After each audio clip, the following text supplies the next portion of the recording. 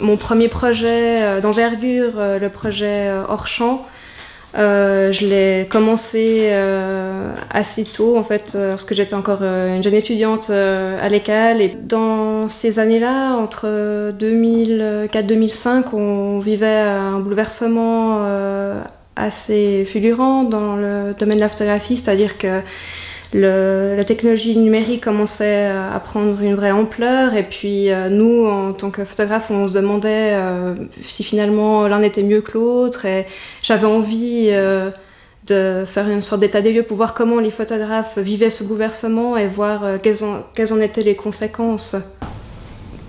Ce projet a été primé par de nombreux prix, ce qui m'a permis de faire une exposition au musée de l'Élysée, faire aussi un catalogue joint à l'exposition, un catalogue d'exposition, un premier ouvrage monographique. Et puis suite à ce premier ouvrage, après j'ai eu des possibilités de partir.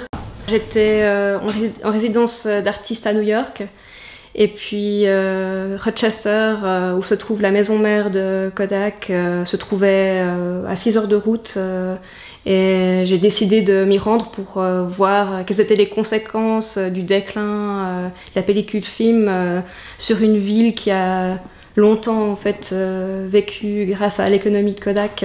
Ce que je photographie avec du film, après je le numérise, notamment pour ensuite pouvoir mettre les images en page pour un livre ou pour autre chose. Le moment de l'editing est un moment assez charnière justement pour pouvoir après définir la direction du projet.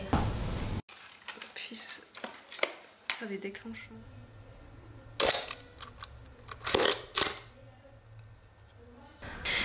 Déjà, lorsque je fais des images en amont, je me raconte des histoires et j'essaye de les retraduire après au moment où je fais mes photographies.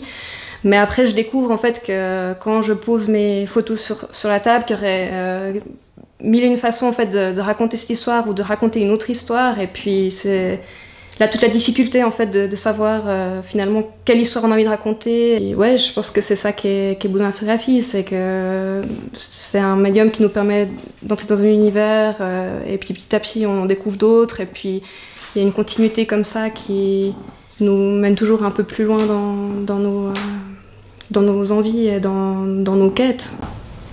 Pour moi, c'est plus un témoignage que j'aimerais faire en fait, d'un temps donné, un temps que j'ai vécu.